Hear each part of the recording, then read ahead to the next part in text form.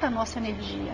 Outra coisa que poderíamos relacionar é o chakra e o desenvolvimento do chakra com a condição de parapsiquismo de maneira geral. Como é que a gente poderia relacionar a percepção com os chakras e o desenvolvimento do parapsiquismo? Parapsiquismo é sinônimo de atuação dos nossos chakras. Por quê? Nós aqui, este corpo físico que está aqui nesta dimensão, é como que um elemento fixador nosso nessa vida que somente tem as características físicas. Para que eu possa perceber, estou aqui à distância de você, não é, Amaury?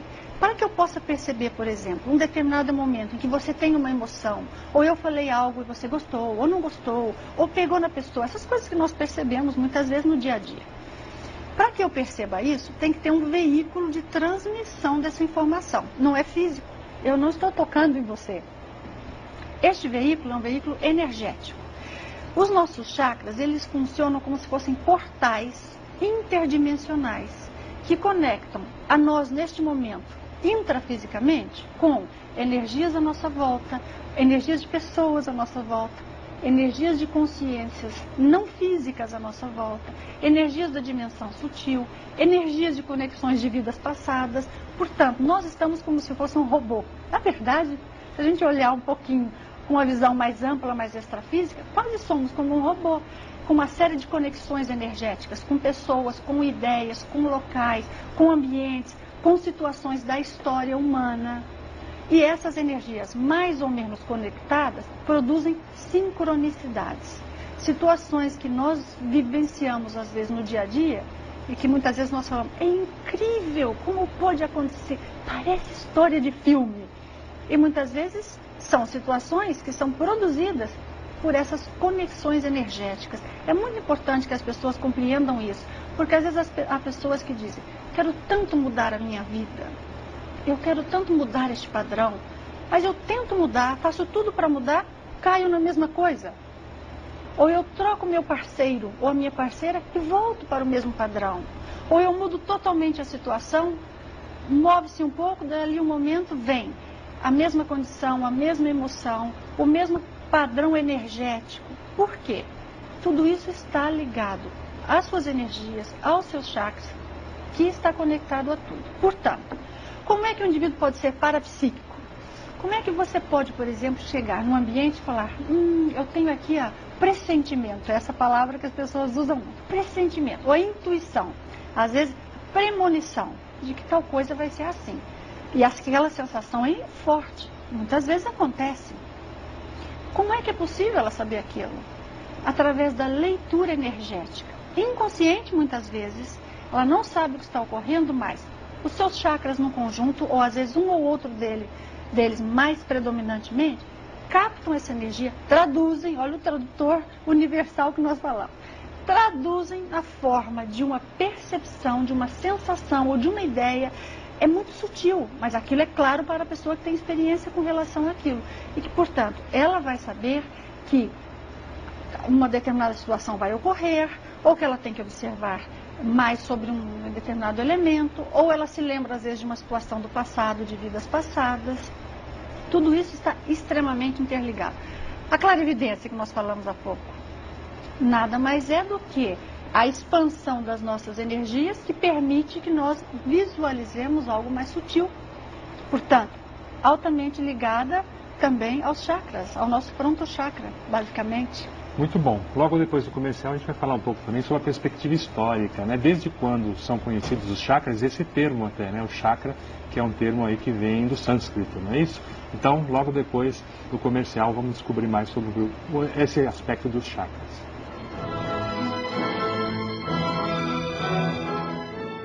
De volta ao Consciência Livre, onde hoje discutimos o tema dos chakras. E perguntávamos aqui para a Nancy, no final do último bloco, qual que é a origem, né? Ou seja, desde quando, na história da humanidade, esses centros de energia responsáveis pelas trocas energéticas que nós temos com as outras pessoas e com os ambientes são conhecidos, Nancy? Olha, tudo indica que esse conhecimento vem desde o Egito Antigo.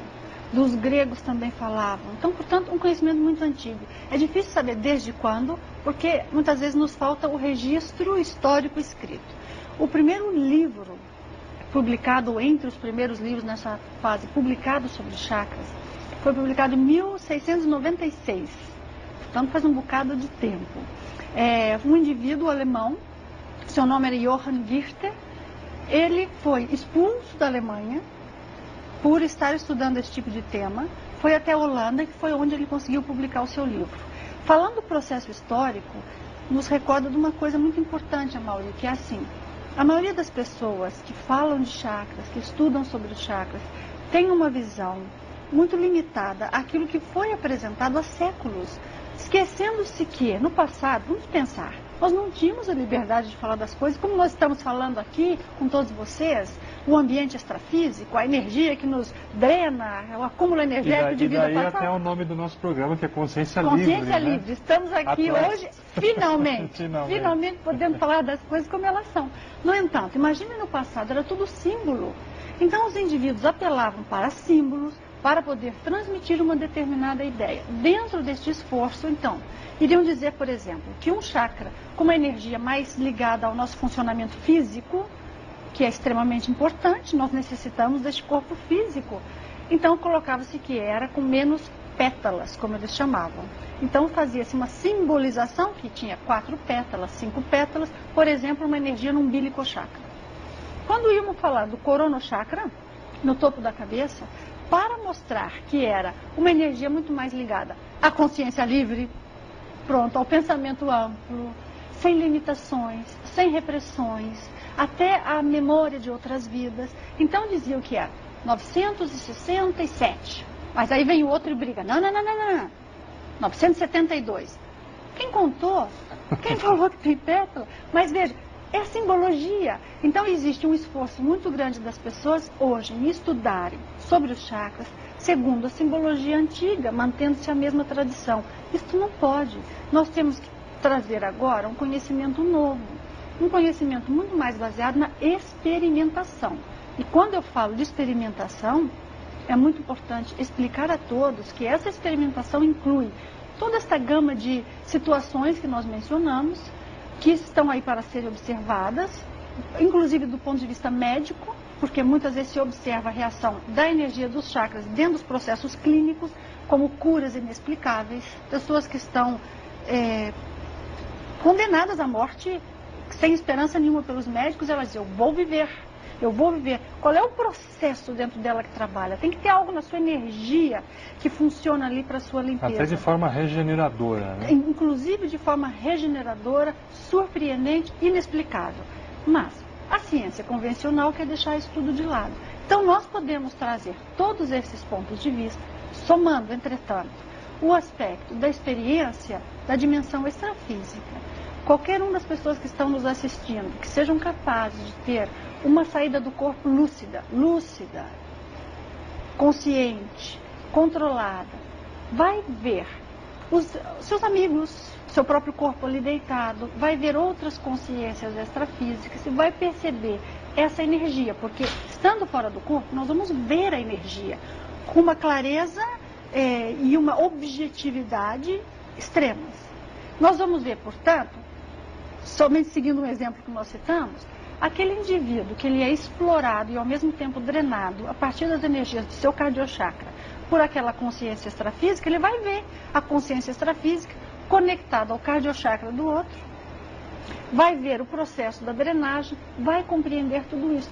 Nosso estudo tem que ser baseado desde a questão séria, intrafísica, da pesquisa, da ciência, da medicina, também a pesquisa dentro da psicologia, qual a emoção que gerou, qual a sensação, por que aquela sensação causou um problema físico. A somatização, o que são as somatizações? Exatamente isso tudo que nós estamos falando aqui. Mas também é necessário incluir esse processo extrafísico. Então é muito interessante que, historicamente, quem sabe o tema chakras seja dos mais estudados. Até por isso as pessoas se interessam tanto, porque elas sentem que é algo que ela conhece, que ela já leu a respeito, que ela quer conhecer mais. No entanto, é um contrassenso no sentido de que, na hora que ela vai estudar ou ler, inclusive um texto atual, está seguindo aquela mesma tradição daquele indivíduo que publicou aquele livro, que não podia, lá na Alemanha, que teve que usar um símbolo. Falava simbolicamente. Falava simbolicamente. Então, nós temos que mudar essa tendência. Atualizar, né? O conhecimento. Né? Agora, é muito interessante.